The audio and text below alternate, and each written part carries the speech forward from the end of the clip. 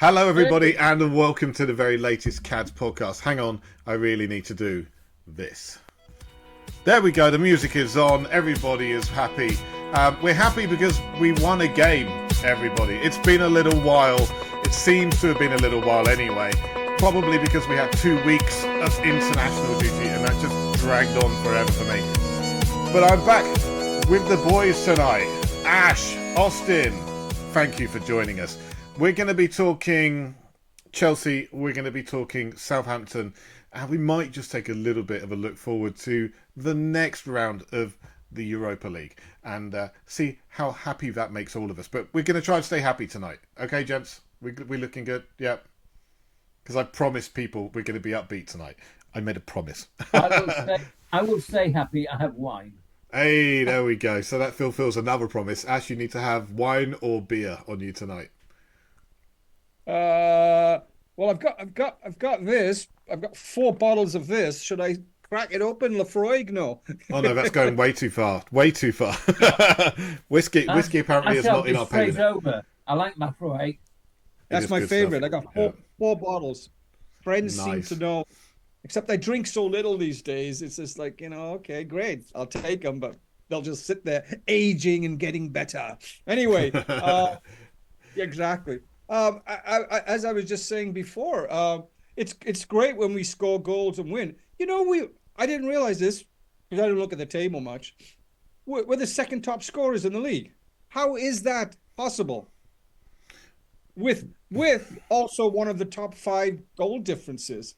So why isn't that translating into more points? I don't know.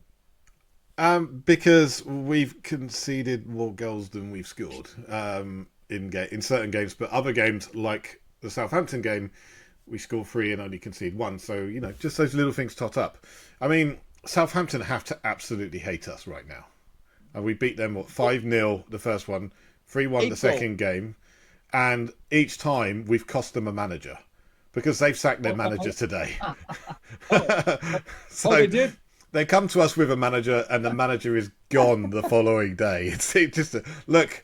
If you're getting beaten by Spurs, you can't stay any longer. You have to go. Yeah. So as opposed to us being people being cynical, calling us Dr. Tottenham, for Southampton, we're actually Undertaker Tottenham. I think we might be Dr. Death Tottenham. That might be the way things are. Yeah. There you go. Ah, dear me. So how are you doing, boys? It's been a while. Well, I've died of old age 3 times so far. And you've resurrected. Hey, you're early for Easter, Austin. Well, it is. I was going to say it is Easter. It is the time of year, absolutely. The resurrection of Austin Merritt. Yeah. And Ash, how are you doing? I'm good. It's gorgeous. It's like summer weather here. I went swimming this morning, and Donald Trump is causing chaos all over the place over here. But hey, I'm alive, and Spurs are still alive in one competition. Yeah, I was going to try and see if I could fit in a Donald Trump link into Southampton losing managers, but I just thought, no, it's going to be too contrived. I won't do it. But it's going to be like the kiss of death. Like playing Spurs is the kiss of death for Southampton, like tariffs are for the United States, or something like that. But I decided not to go with it. But hey, okay, so gents, we've got 2 games at least to talk about, and then we're going to go and have a look at the Eintracht Frankfurt game.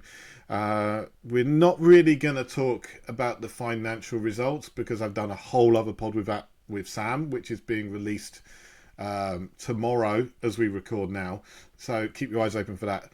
But the good news, everybody, the good news, say it quietly, wherever you have been listening to us, whether it's been on YouTube or Spotify, you can now add Apple Podcasts, or you can also go onto your general podcast feed, because we are there, ladies and gentlemen. We have gone international. So we're everywhere now.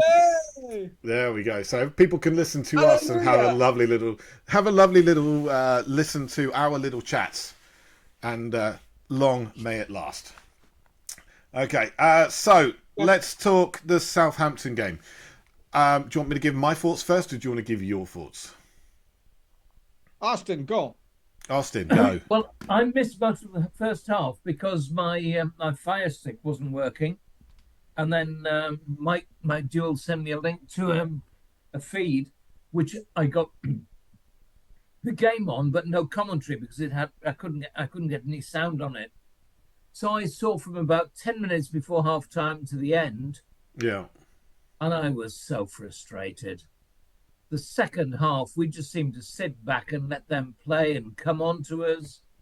And people were suggesting it was the worst thing we could do, and it was because they scored, albeit so late that they didn't have a chance to improve on it. But we were just poor. And I've subsequently seen the highlights. So we scored a very good first goal, and then we scored what I thought was a perfectly good second goal as well. I think the VAR decision was wrong on that. And then we scored a very good, what I think would have been a third goal. I've got to say, and I've said this before, and I've said it in CADS, I think Brennan Johnson's finishing is absolutely superb.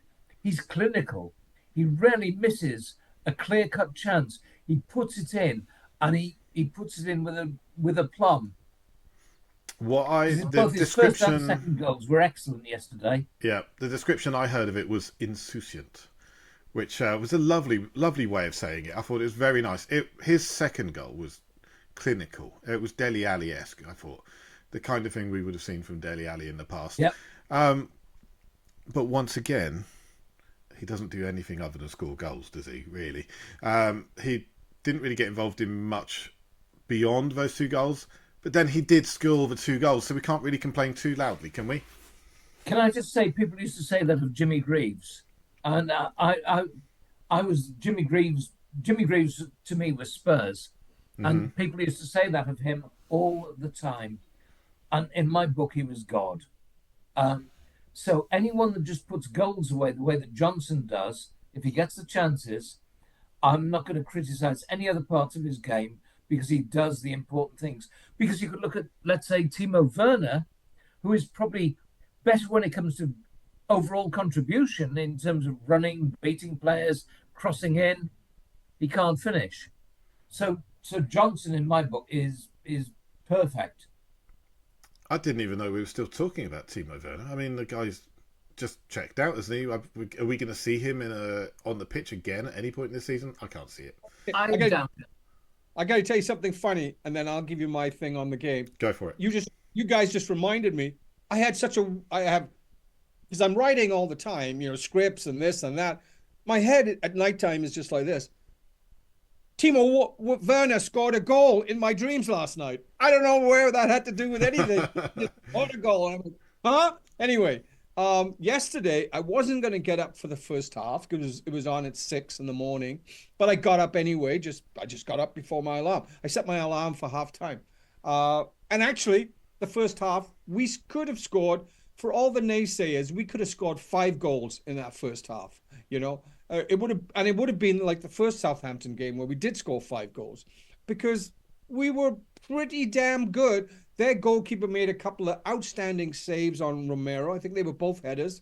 1 goal disallowed, 2 goals scored. We could have been up 5-0. And then I know it's not pleasant to watch, Oz, like you watch the second half. But you know what? I think it's just a natural human thing. Nobody wants to get injured for Thursday's game. They all know what the deal is, what the reward is. And it's just a natural inclination to back off. And that's what we did. Not nice to see, but I think if we were in their boots, we would do the same thing, especially today with all the monies and how if you're healthy, you're going to make money. If you're not, So I enjoyed the first half. Second half, I should have gone bed in the second half.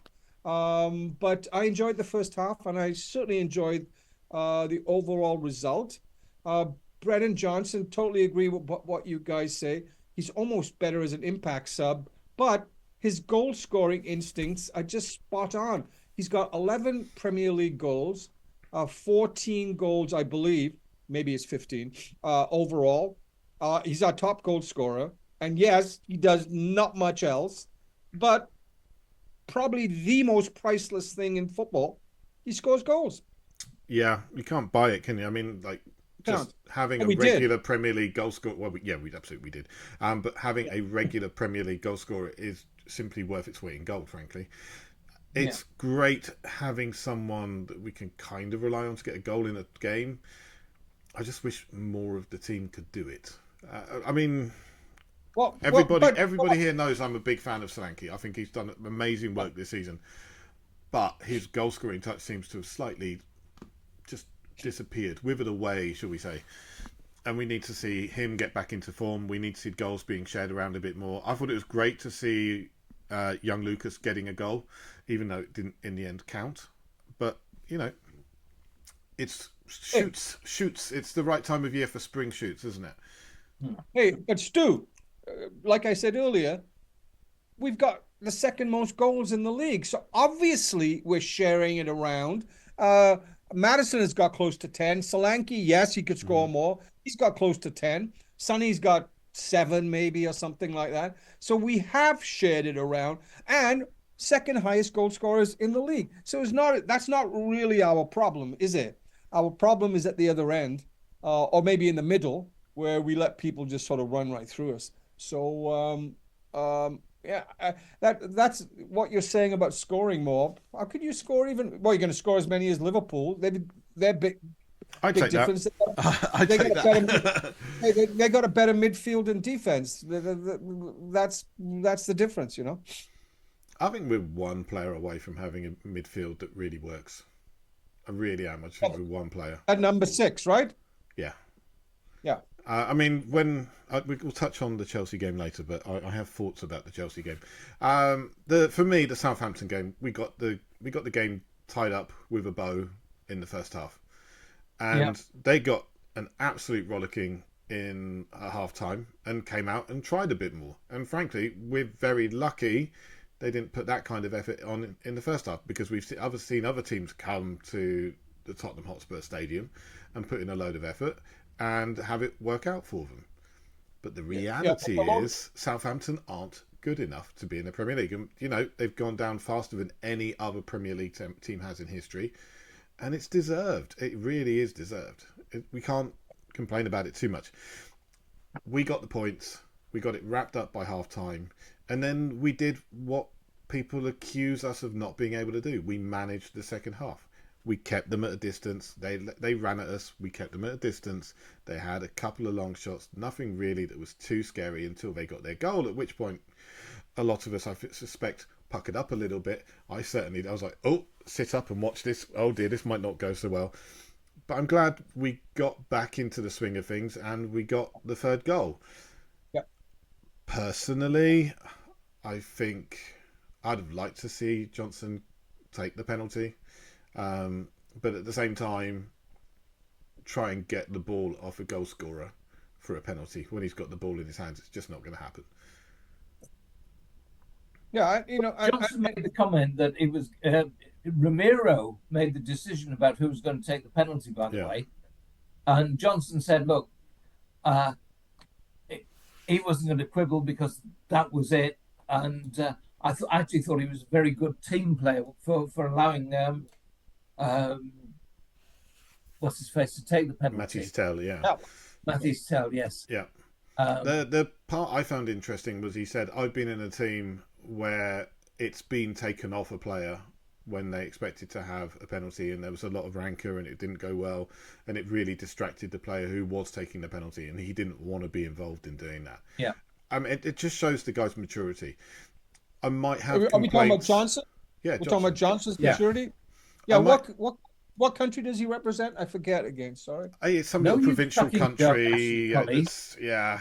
It's one of those small countries, isn't it? By the way, he does the same for Wales. He doesn't do much except score goals. It's a lovely trait to have. It's a lovely thing to have somebody to score goals.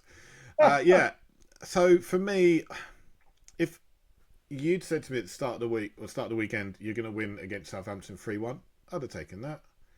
Absolutely got an acceptable result. Maybe the performance in the second half was a bit down on what we wanted, but we did what people said we couldn't do. We managed expectations. We managed the game. And I think the other thing people tell us so many times, I've heard it so many times, if it's in a dangerous area, just hoof the ball out and reset and start again. And I think this game showed exactly why you don't do that, because the number of times we hoofed the ball out and went straight to their defender who recycled play and put it back into an area that could cause us problems. I'd rather see us keep hold of the ball and deny the opposition the time and space to do anything that could hurt us, frankly. Yeah. Who was Austin? I have had a discussion with my best mate over here about that. But who was your? I thought Bergvall was. Who was your player of the match? That's a difficult one. I thought Bergvall played very, very well. He disappeared, though, a bit later on. Johnson scored 2 goals. Vicario, I think, made a couple of good saves. In some ways, I would say Vicario was my player of the match. What about you? I think I'd have to go for Romero. I thought Romero was pretty solid at the back. Good passing out from the back again. Took over the armband when Sonny went off. I thought he was... A couple of good diving headers as well. A couple of good diving headers. Sadly, caught offside for the goal that probably should have been.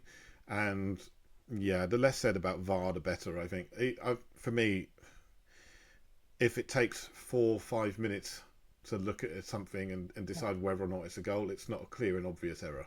It should only be clear and obvious errors. I think we all agree with that. Yeah. Which, again, I'm sure we'll get into when it comes to the Chelsea game. I seriously don't think he was offside either. I don't know. It just took so long to do. And then when they showed his hand was out, but that was all. Just the position of the lines didn't seem right. But, I've heard from reliable people that he was 10 centimetres offline or more. Do you know what?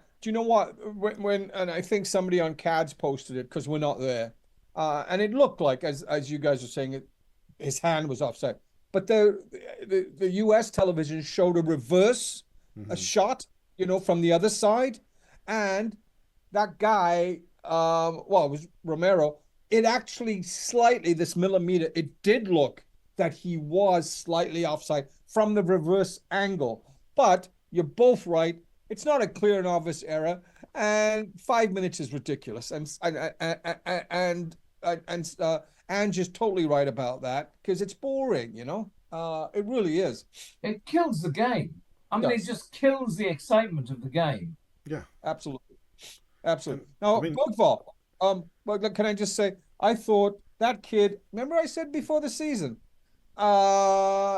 take the hit on this season. Can we just try and play our young players? I didn't realize Bergvall could be as good as he has been. And he's 19. He's working out with Decky, who's apparently a real guy who likes to get in the gym. You can see he's becoming stronger. He's 19. He might have put on a few pounds of muscle. He's 6'2". He's still growing. You know what? He or Decky should be our captain moving forward. They really should. We should become a Swedish team. Vikings, a team of Vikings.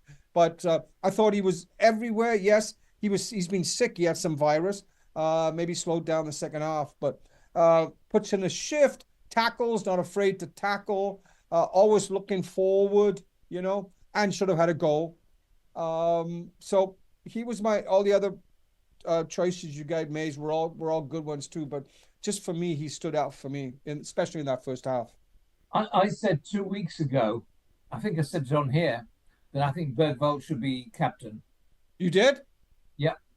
Okay. It's a difficult thing for a 19-year-old to captain a side. I think we have seen young captains in the Premier League, but they're very few and far between. I think Roy Keane might have been. Not at 19, I think. Look it up. What, when he was at Nottingham Forest? There is a precedent for it, but you're right. There's definitely a precedent because there have been young captains. I think West Ham had an 18-year-old captain. I think, who was it? Noble Rice, I think, also captain West Ham at various points. So, there's definitely a precedent for it. But there are other good candidates in the squad, I think. So for me, like who? Definitely for the future. Definitely for, who? Like Romero. Yeah, but he's Sonny. going. He's probably going. Sonny has lost it. Who's a better choice than those two? Come on. For me, I think I would even go Gray before I go Bergwall.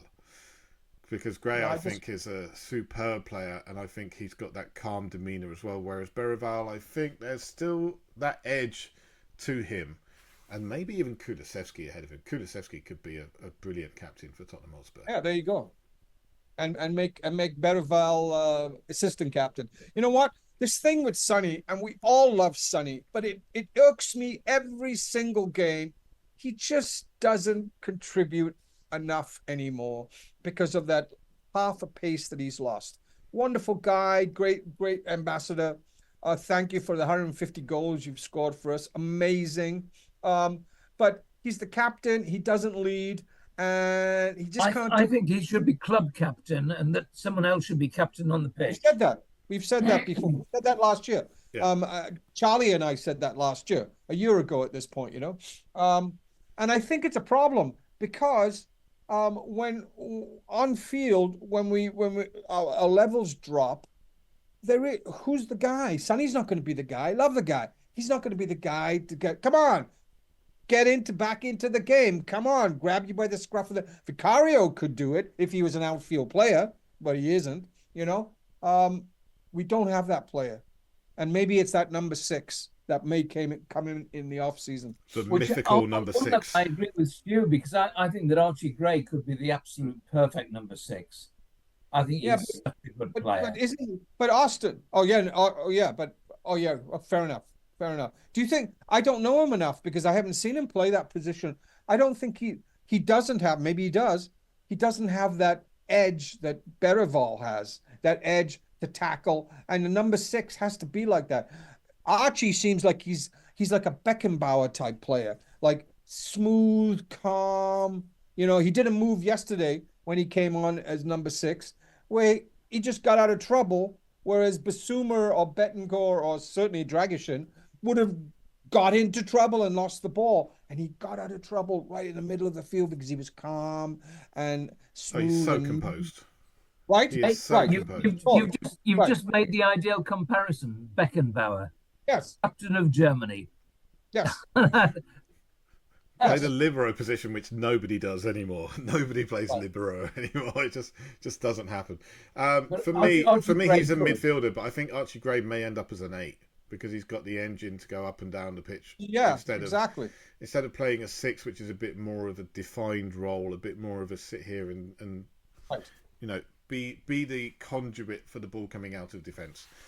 So yeah, I mean, it's nice to have options. Let's put it that way. And I think we may well end up with a couple more options over the summer, because quite frankly, I can't see both Bentancur and Basuma staying at the club during the summer. One of them at least will probably go. And the longer this season goes on, the more I think they're both going to go, because neither of them look right. And I think, I'm of the opinion that with some players, at some point in their career, they need a move to push on. And I think both of these players have got to a point where they need a move now. Good. Yes. Absolutely. Okay. So what else did we think of our other teenager on the pitch, Odobert? I like Odobert. Yeah. I think he's. I think he's potentially a very, very, very good player. I saw one tackle he made where he tracked back and he got his foot round someone. He got the ball and he pulled it away and then he ran off. He attacks people. He's got pace. He's got skill. I think we've only seen 2/3 of Odobert. I think there's a lot more to come, and I'm actually quite excited about him. Oz, could you see him replacing Sonny on the left? Oh, fuck yes. Yeah, absolutely. Yeah. I think the left is kind of I could see Tell replacing Sonny on the left as well, to be quite honest. If Tell stays, and that for me, that's becoming a bigger and bigger if every single week. The guy comes on and gets 5 to 10 minutes. Yeah. He did not come all this way from Bayern Munich to sit on the bench and play 5 to 10 minutes a week. No, He wants more, and I don't blame him for that. You know, as a youth international who wants to make a breakthrough and make a name for themselves, because he doesn't just want to be a youth international, he wants to be a full international. You've got to play games, and you're not going to play games. 10 to 15 minutes isn't going to get you to where you want to be. the other Here's thing about Tell is that he's a big friend of Odegaard. Yeah. Odegaard Best was friends. instrumental in them Best signing. friends. Yeah, They are best So- friends. Yeah. I think it's quite possible that he will stay, because I think we haven't seen Tell yet. I just don't think we've seen what he can do. I've seen YouTube highlights of him, and they make every. I mean, I look good on YouTube. Well, maybe not, You do? but You do? shut up, Ashley. There is plenty of grainy black and white footage of you playing football on the marshes. Yep, absolutely. If you look closely at the Benny Hill videos, ours is on the sidelines there. No, You know? Oz had already retired by then. What are you talking about? You are such a bastard, Mr. Colley. You really are. I'm hurt. I'm almost hurt. But you also make good observations. In So fairness, thanks. I think Teller's got a lot to give, and with Odegaard, they could be quite They could be quite a pair moving forward, because they're both very young. They are And- very, very young. Just the only One thing of the for things me. about our team is that we've got young players. Yes. We've got Mikey Moore. We've got the lads at Orient, whose name we've just forgotten for the second. We've got Donnelly. Jamie Donnelly, Donnelly. yeah. We've got Dane Scarlett. We've got Archie Devine. Pedal Gray, Odegaard. Bergvall Gray. Yeah. Tell. Yes. And then you've got more established players like Jed Spence, who's 24. All of 24 years old. Absolutely. Yeah, and I think even Decky might We've got only a really young squad of Decky might players. only be I'm actually 24. genuinely excited about it.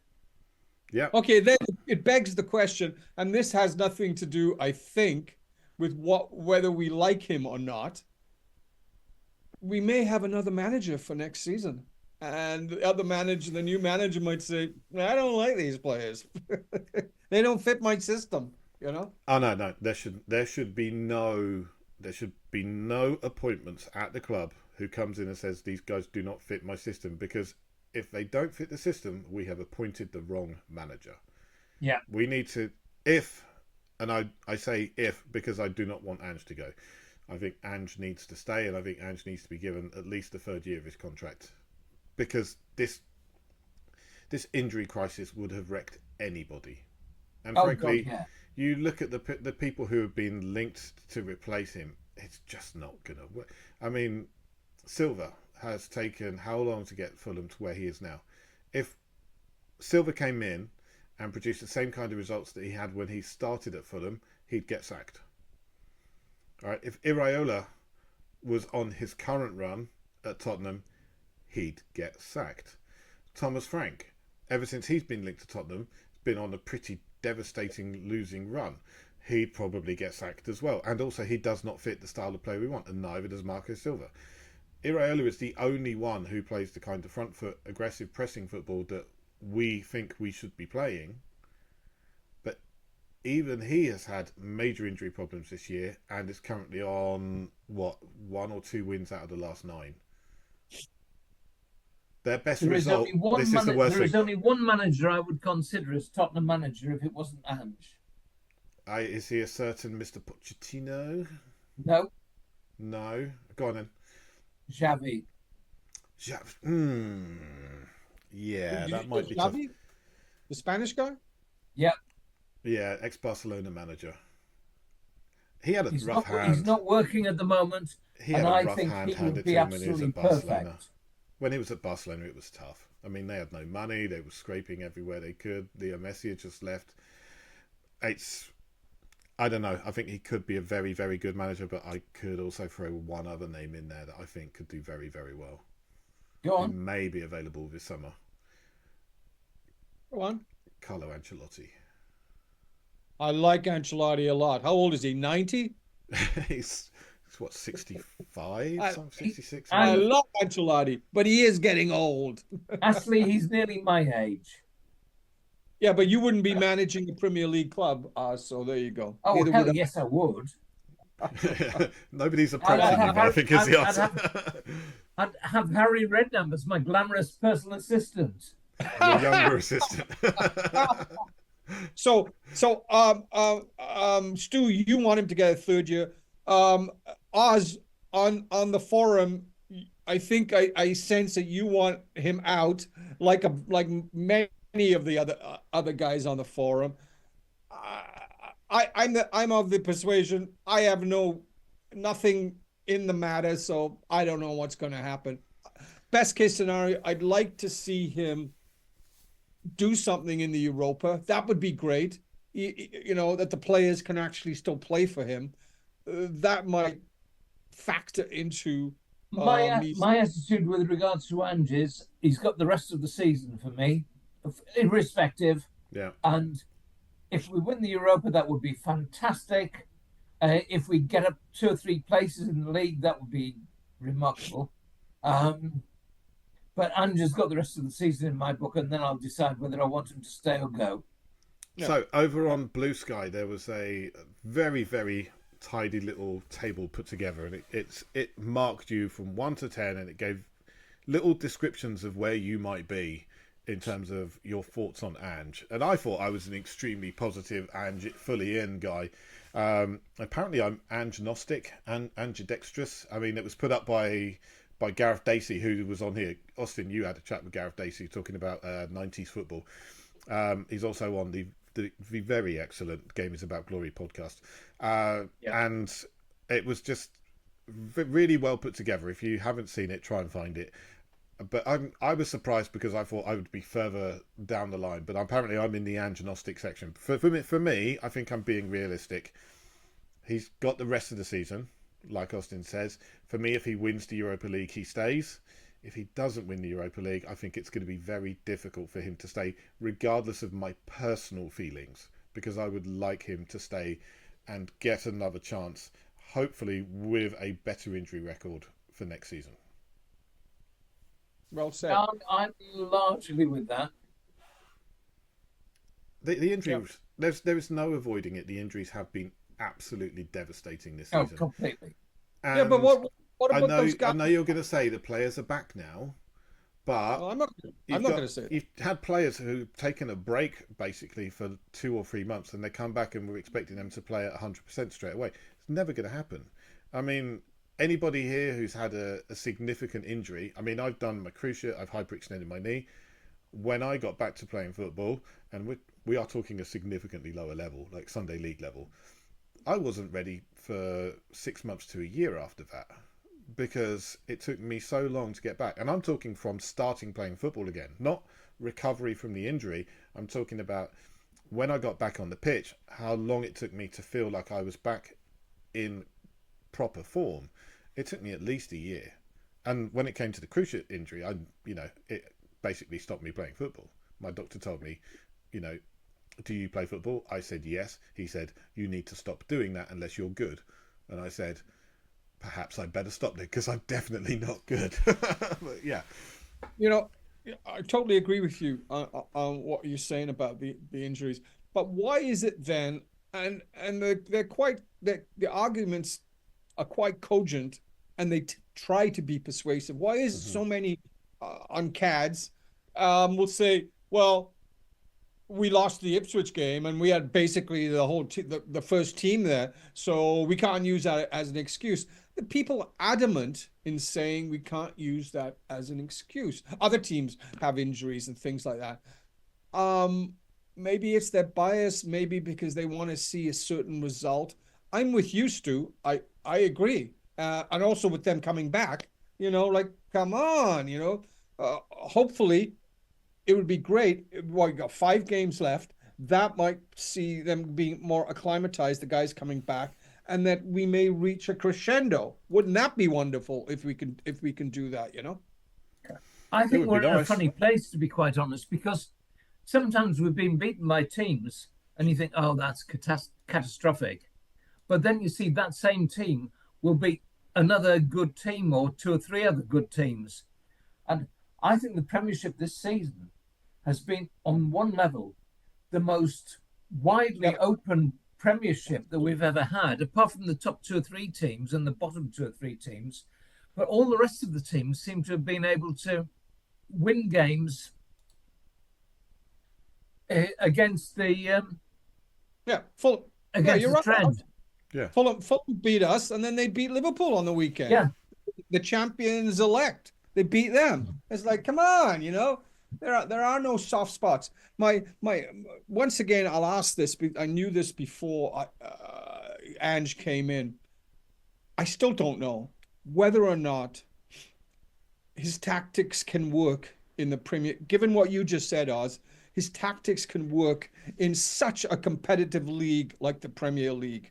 Is it that his tactics, his strategy will always leave us open? Yes, we'll score the second highest number of goals, but will his strategy, those inverted fullbacks up there and not really defending, and the midfield letting players go through, it still might be, even though I agree with you, Stu, that we'd like to see him give another shot, another year, if we continue to have a good run in the Europa.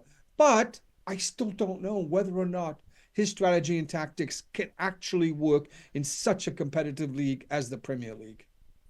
I think you've got to take something into consideration, and that is confidence, because he's got tactics and he's got a game plan, but I think some of our players are lacking in confidence, and Is that? it doesn't matter what tactic he lays out for the team to play. If they're lacking in confidence, then very easily they can not do what they're supposed to be doing, and I think that's happened on quite a few occasions this season. Oz, why are they lacking in confidence? Because they've lost more games than they thought they were going to. What's that, sorry? Because they've lost more games than they thought they were going to. Confidence and form. I mean, just personal form of, certain individuals. I think there are players who have not played up to the level that we expected them to this year, or have Bentancur is certainly one. There's certainly another midfield player who, not that one, but again, that's another player that could be named. Porro was probably one of our best players yesterday. Who? Porro. He was excellent yesterday, I thought. Yeah, but that was that. He hasn't scored a goal for a while. Hasn't set up any great assists recently. I like his attitude. I do like his attitude. Yeah, but he's not Welsh, actually, so you're not going to like him at all. Yeah, I like English players and foreign players as well. Sorry, Ash, I had to say that. No, listen, I'm not. Ben Davies was good. No, I'm always protected of Ben. Yeah. But Johnson, I'll lay out flack on Johnson. Yes, he can score goals, but what else do you do? Actually, being serious for a minute, I think Ben Davies has been one of our most underrated players for the last 5 to 10 years. He gets a lot of flack because he's not Gareth Bale or whatever, but he put in a performance every time. He really works his bollocks off for the club. Yeah, apparently, he's got his coaching licenses as well, and that's where he'll probably get into. He's a good-looking guy. He's from Cardiff. I used to go to school in Cardiff. I wouldn't go that far. What? I wouldn't go that far. You probably think you're good-looking, and I don't think that either. He does wear a nifty cravat. Ash, not Dave. I've never seen Davis in a cravat. I couldn't tell you, but certainly, yeah. Is that a cravat or a tie you've got there, Austin? It's a scarf, but it's a silk scarf. Oh, there we go. See, everyone's putting on the class tonight, apart from myself. Oh, you know what? We haven't spoken about it, but because mostly I don't want to talk about it. I really don't care about. We're gonna have to. We're gonna have to, and I think it's time. Let's talk about the Chelsea game. Didn't see it. I was at a funeral, and I think I might just as well have been at the Chelsea game. Oh, there's a joke to be made there, but I'm absolutely not going to do it. There's no way I'm touching that with a barge pole. You mean you want deadpan, Stuart? No, I can't. I couldn't. No. It would not be appreciated by anybody. Okay, for me, the Chelsea game, we have terrible luck again, is it luck against Chelsea or just we are just terrible against Chelsea? I can't remember. I could not count 5 good performances, which really impressed me against Chelsea, where we came out with the points. Didn't we? You know what? I found an old blog of mine several years ago. We won 3-1 over there. Yeah, and there was a League Cup final. Yeah, But beyond that, That what was is there? that was 5-1. We won in the semi-final, and we beat Yeah. them 5-3 on New Year's Day once. Yeah, so we've got like 3 good results, maybe. 4, at least 4. But we go there and we struggle so many times. And in reality, I thought we were close to getting something out of that game. You know, the disallowed goal, in my opinion, was rightly disallowed. He knocked the guy's, he put his boot through the guy's knee, and that kind of thing is gonna end up getting ruled out. Certainly in today's environment. Stu, in real time, I'll let you continue. In real time, none of us saw that. No, None absolutely of- not. Absolutely not. But in today's environment, with the way that things are going, that's going to get called. You can't get away with that. Okay, so it's like the dive. plan to do that. You didn't No, get he away didn't with plan it, but you know, well, he wanted to get away with it because he wanted the goal, but he did foul the guy just as he dived. I mean, he did dive for the non-given penalty earlier on. Frankly, for dives, it was a pretty poor one. He needs to get a bit cuter at it, and I think Sarr is a great player. I'd love to see more of him, but you know, he didn't score the goal. He did dive, but he put in a good performance when he came on apart from that. So it's tough. It's tough. For me, I just felt we got out of it what we wanted to. Not what we wanted to. What we deserved. Felt we got out of it what we deserved. And genuinely, I felt if you swapped over one player in that game, if you took Maddison out of our team and put him in Chelsea, and took Cole Palmer out of Chelsea and put him into our team, then I think we'd have won that game.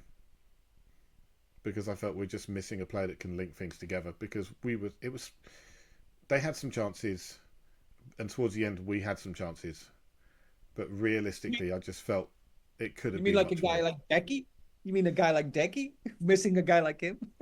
Well, yeah, right. we're still missing Decky, but I don't think Decky provides running, lots and lots of running, lots of hard running, lots of effort. He's a link-up guy. He's definitely a link-up guy. He's a link-up guy in terms of he gets in positions and he plays simple balls here and there, but he doesn't have vision in the way that Cole Palmer Sure, he does.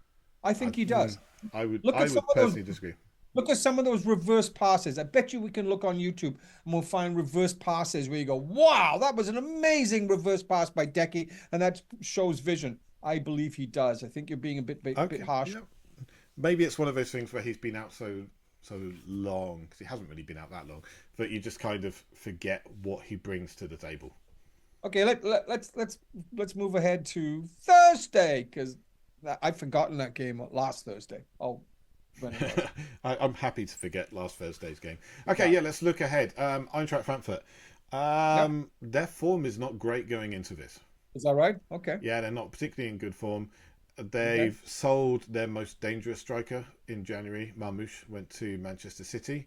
They've obviously they do have a nice French striker called Hugo Ekitike, who played very well against England a little during the international break, but then he was being set up by our very own Odebert. And he's doing very well since Marmoush left. Now they're on a little bit of a dip, and also they're not going to have their first choice goalkeeper because Kevin Trapp is out from this one. So I think we've got options. I think we've got a chance. It really depends who turns up and what kind of frame of mind they're in. I personally would want to see us go for it properly. I'd want to see us actually playing some proper Ange ball and showing what we can do, because I think if we try and play a mature game, I think it goes against us. I think we should go out there full chaos ball, full Ange ball, and try and win the game. Okay, then good. I like that. So who would you start then, Stu? To do that full chaos game, who would you start for that? I think goalkeeper, it's fairly clear that Vicario is the better goalkeeper. Maybe not with the ball at his feet, but in terms of actually keeping the ball out of the net, Vicario is the better goalkeeper. So Vicario for me. Fullbacks, I think Jed Spence is great, and I think Jed Spence potentially is playing better over on the left-hand side than the right-hand side. So he would be my left back. I'm really sorry, Destiny Doggy. I think you're amazing. But I also think you need a summer to get back into your best form. So Jed Spence left back, Porro right back. You can't go too far wrong with Christian Romero and Mickey van der Ven at the back. And I hope that the reason Mickey van der Ven didn't play is because he was being rested for this game. Yeah. Okay. Into midfield, I feel really bad because I love Bentancur. I think he's an amazing player, but I wouldn't play him. He would be on the bench for me. It would be Pat Matissar. It would be Lucas Berreval. And it would be James Maddison. Who's number 6? I would probably be playing Lucas Berreval at number 6. Okay. I like that. Letting Pat Matissar just run riot. Just open up those long legs back and forth, up and down the pitch. You know, he can come off later in the game and we'll bring on a bit more of a cultured head in terms of Archie Gray to just slow things down to as a game starts to peter out. Maybe as Frankfurt get a hold on the game. But that's the way I take it. And then up front, Sonny, obviously, because Sonny still has that quality to do something a little bit different. And he does make chances for us. Then I would play Solanke because I think Solanke is due some goals, and our biggest weakness, our biggest failing recently has been getting the ball to him in dangerous positions. Not his effort. It's not down to a lack of effort from him. It's us not being able to find him. And then it comes down to either Brennan Johnson or Wilson Odobert. And for this one, I think I would go Brennan Johnson. Yeah, that's a late decision for me. It would very much come down to training. And Ange is the only one who can make that decision. But for me, it would probably be Brennan Johnson in this game. But away from home, it would be Odobert because I'd want him taking the ball and running with it. Yeah. The only change I would make from that would be to put Odobert on for Sonny and have Sonny as an impact sub later on. You know what? Oz, that's a great call because I don't think we're ballsy enough to do that, but I think that's a great ballsy call. You want chaos? You can bring Sonny on as an impact sub. I agree. The rest of the calls, Stu, are excellent, and I agree with all of those ones. But Oz, that's a good call. I don't think we got the balls to drop him, but we could. We should. While we're talking about balls and attitude, this thing about the cupping of the ear. I mean, when did everybody lose their sense of humour? I don't know. Oh, for goodness sake. Right, I just think it's pathetic that that's being made an issue. It's been made a thing, and it's really not, is it? Is it really a thing? Have we suddenly got to the point where Premier League managers aren't allowed to even slightly criticise fans who have been spending the entire game booing him and saying he doesn't know what he's doing? When Berreval came off, and he probably came off because he'd been sick during international duty. He'd caught a cold. He probably wasn't fully fit. That's precisely why he was taken off. He had been sick. Yeah, that's what I think he was taken off. But I mean, what we heard from the manager was that they thought he was starting to look a bit leggy. I didn't see that myself, but I wasn't in the stadium. I wasn't having the kind of numbers. They've all got these trackers on their back. They can see the numbers. They can see the number of high impact runs. If that was starting to drop off, then absolutely it was the right decision to make. And he got pelters for it because he took him off. And then we see the goal come in. Okay, eventually got ruled out, but the goal comes in and Ange is like, oh, can we hear you singing now, please? You know, what are you singing, everybody? And I thought it was perfectly acceptable. I thought it was absolutely fine to do what he did. I think potentially he let himself down, and this is the only way I have any kind of criticism of the guy from this whole event, was when it came to the press conference afterwards and he was asked about it. He said, oh, I just wanted to hear them sing more. If you want to hear sing more, you do that. You know, arms up and down. You know, you give it the big one. I think he You should have just fronted up and know, said, he could have done that, what hmm, you just said, and then went nudge, nudge, wink, wink. Because I do yeah, that on my posts on CADS all the time, and guys take me seriously, and I'm going, I'm not fucking being serious here. Come on, really. Even some of the things I say to used to, I'm just like, I'm just pulling your playing leg. Take devil's it. advocate. I Yeah, know. Yeah. exactly, exactly. So for me, yes, it was not the wisest thing to do when you look back on it, but honestly, Yeah, let's just have some kind of absolutely, sense of absolutely, humor, some sense of propriety, absolutely. some sense of what do you call it, the values. Is it really something to be getting that wound up I about? mean, really, he was taking the piss, and that's great. Why not? That's what we all do. Or we should be able to be big enough to take the Yeah. piss taken out of us. Really, come on, Yeah. And if we didn't want to have a forthright person in charge, then we shouldn't have employed an Australian. It's, Ab- totally. yeah. No, I have about 60 relatives in Australia. I have a huge part of my family is Australian. Yeah, I love them.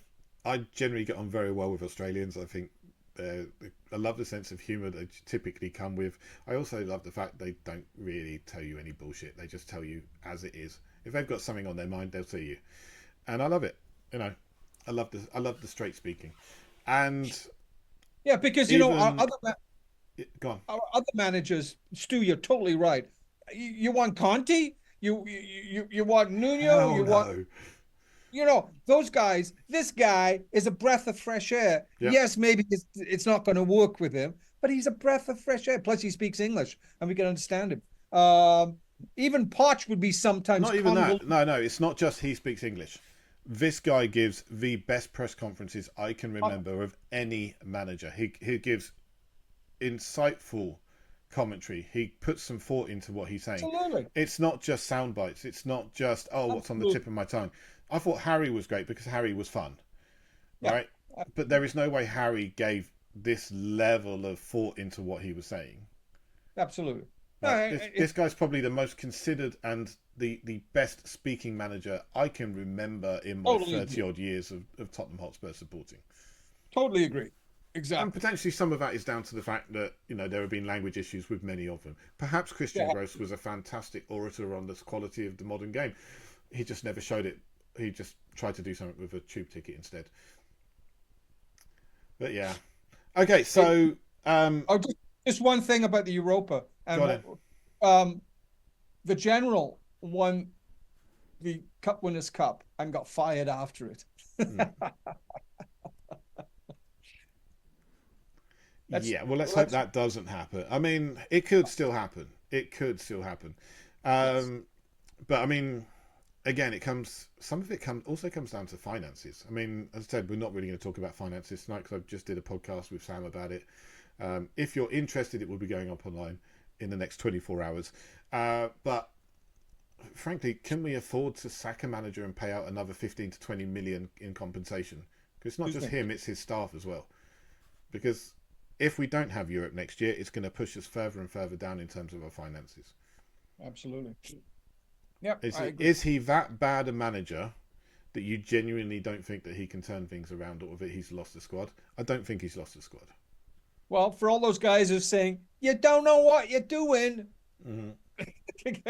you know, this is what I say to them. Pardon, keep it up. All right. So we have the Eintracht Frankfurt game on Thursday. We're playing Wolves on the Sunday. I think we could well end up losing to Wolves because they've had a bit of a hoodoo over us since Ange's been in charge, and they need the points a hell of a lot more than we do. And we're probably safe now. And I suspect we may be rotating the squad to keep players fit for the Frankfurt return game. So there will be a whole load more pressure heaped upon Ange. But frankly, this season now it's all about Europe for me. We stay up. I think we're guaranteed to stay up now, even though we don't have the full 40 points. We're pretty much guaranteed to stay up. We stay up, we win the Europa League, we're suddenly in the Champions League. And we get the chance to make some more changes, have that third summer of transfers that Ange clearly needs, and then push on from there. And then we'll see Yes, how things go, and we'll be able to judge the man on his squad because he'll have had the time to make those changes. well reasoned, and I couldn't agree with you more, Stu. Austin, what are your I thoughts? hate to agree with Stuart as a matter of principle, but I totally agree with what he just said. Fair enough. I'll take it. It's almost as bad as agreeing with Marcel Brown, for goodness sake. Oh, Marcel's great. What can we say? Marcel's great. All Oh, right. it's good to be Okay. back. I think it's been over a month since I've been on one of these, so it's good to be back. It's been what 2.5 weeks since he'd done one, so it's not exactly, you haven't missed too much because we've just been sporadic games and then international time, and we just waited and waited, and then we had some technical issues, so we couldn't actually do the one after the Chelsea game, which is entirely down to me. But we are now back, and as I said, you can find us on pretty much every podcast platform. Isn't that great? So thank you everybody for listening. Please give us a like, please subscribe. We're still on YouTube. Have a listen on there. Subscribe to us on your podcast player of choice. I'm on Podkicker Pro. I may be changing. But until next time, everybody, come on, you Spurs.